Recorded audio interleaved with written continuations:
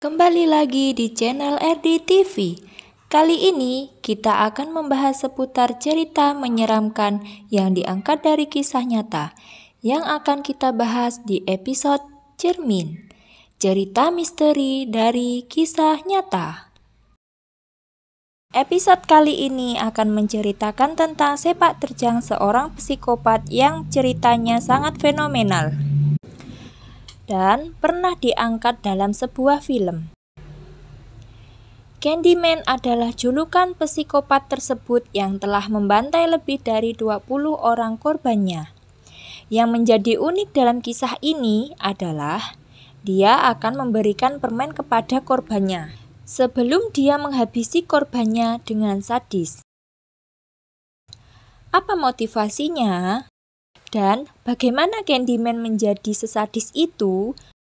Berikut kisahnya.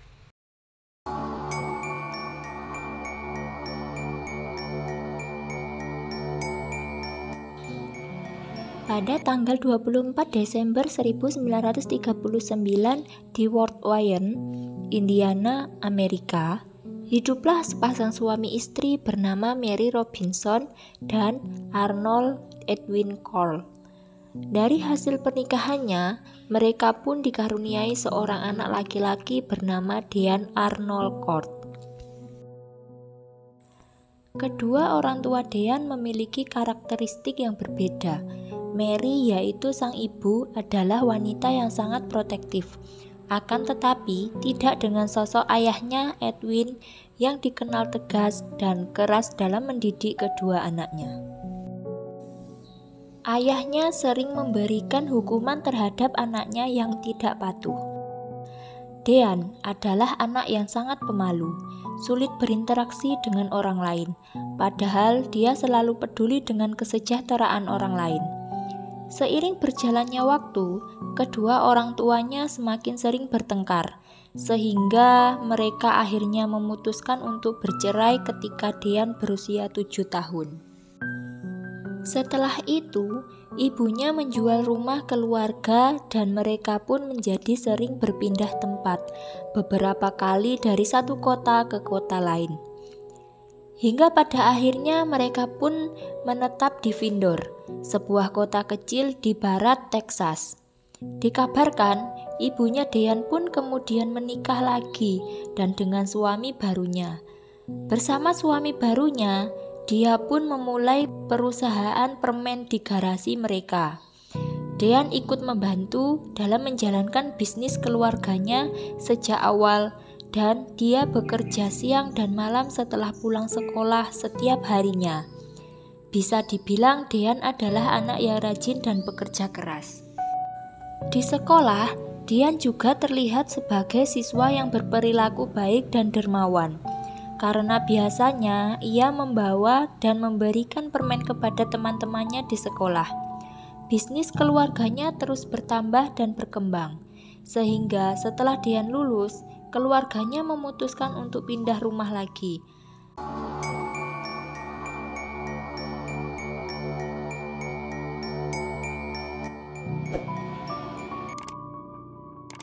Tempat yang mereka pilih untuk menetap adalah Houston Heights, yang merupakan lingkungan berpenghasilan rendah di kota Houston, di mana mereka membuka toko permen kecil. Selama masa remajanya, Dean tidak pernah menunjukkan perilaku dan tingkah yang aneh. Bahkan tetangga mereka mengatakan bahwa Dean adalah anak yang teladan, baik hati, yang suka memberi permen kepada anak-anak di lingkungan itu. Namun, semuanya berubah pada Agustus 1964 ketika dia direkrut menjadi tentara Amerika.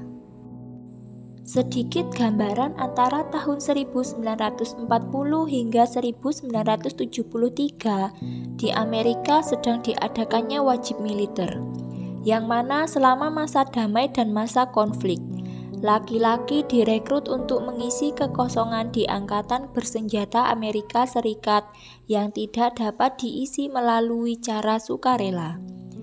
Wajib militer di Amerika Serikat berakhir pada tahun 1973 ketika Angkatan Bersenjata Amerika Serikat beralih ke sistem militer yang semuanya sukarelawan. Beralih ke topik utama. Kemudian Dean pun menunjukkan ketidaksukaannya pada tugas-tugasnya dan setelah 10 bulan bertugas dia meminta cuti dengan alasan untuk mengurus bisnis keluarganya. Ketika Dean kembali ke Houston, dia pun memulai kembali pekerjaan menjalankan bisnis keluarganya. Dia pindah ke apartemen di lantai 2 tepat di atas tokonya. Saat itulah kepribadiannya berubah secara drastis. Dia menjadi pemarah dan pemurung. Dengan alasan memberikan permen, Dean mulai menghabiskan lebih banyak waktu dengan para remaja.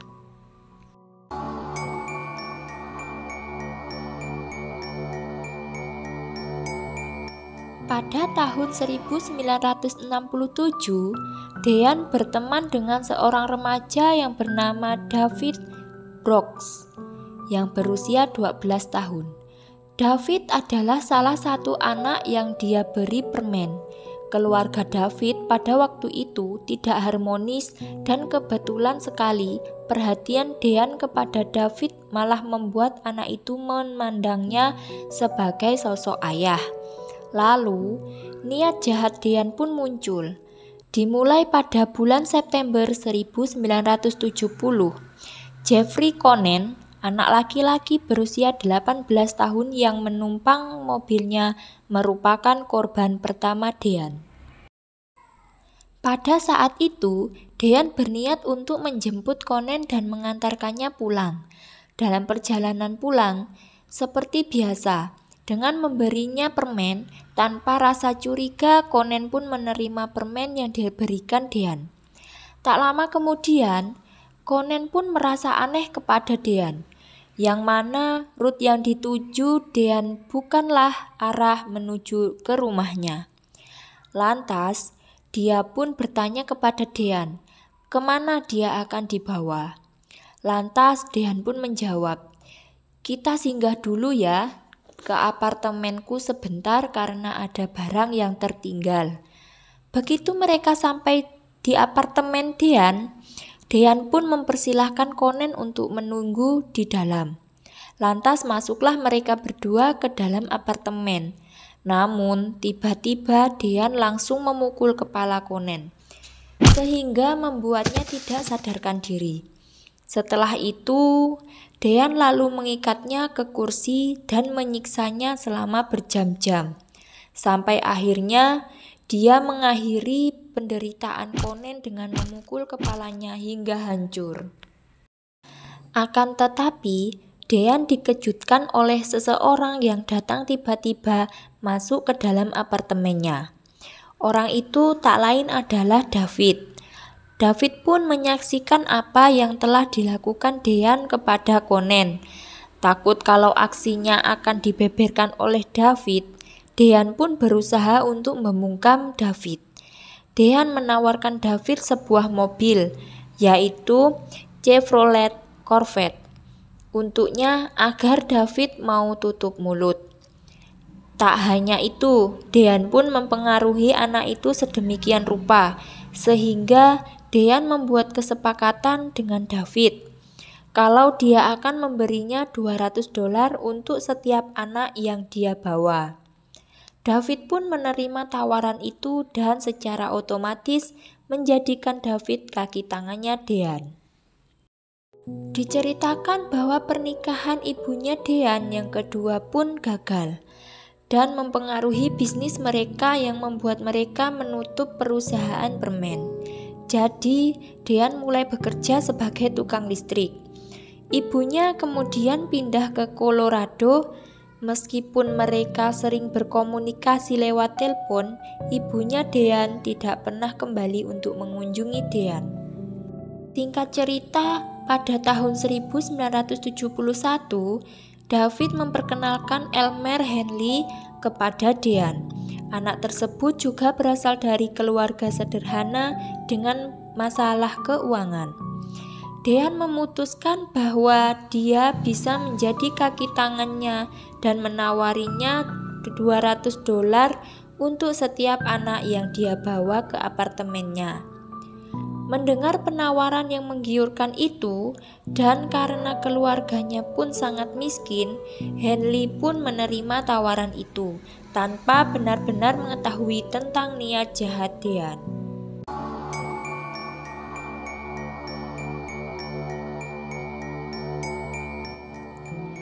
Dean melakukan sebagian besar pembunuhannya selama 2 tahun berikutnya. Semua korbannya adalah remaja yang usianya di bawah 20 tahun dan tinggal di pinggiran Houston Heights.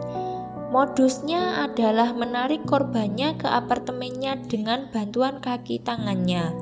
Setelah itu, dia akan menawarkan obat-obatan kepada mereka. Kemudian akan disiksa terlebih dahulu, sebelum kemudian Dean mencekik atau menembak mereka hingga tewas. Semakin hari, Dean pun menjadi semakin kejam. Dia memotong tubuh korbannya dan mematahkan tulang mereka dengan palu. Terlebih dia juga memperlakukan korbannya dengan membungkus kepala mereka dengan kantong plastik sampai kehabisan nafas untuk memperpanjang penderitaan korbannya selama berjam-jam. Begitu mereka terbunuh, dia akan memandikannya dengan jeruk nipis dan menutupinya dengan lapisan plastik dan mengikat ujungnya, membungkus korbannya seolah-olah mereka adalah permen. Setelah itu, dia akan mengubur mereka.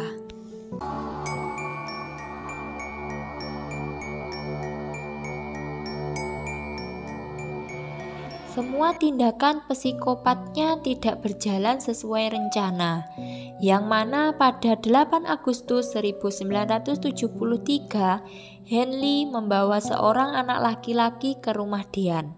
Akan tetapi, dia juga mengundang Rhonda Williams, teman wanitanya. Rhonda berusia 15 tahun. Pada momen itu, Dean pun marah pada Henley karena membawa seorang gadis ke dalam rumahnya. Akan tetapi, Henley memberikan pengertian kepada Dean dan ia berhasil menenangkannya.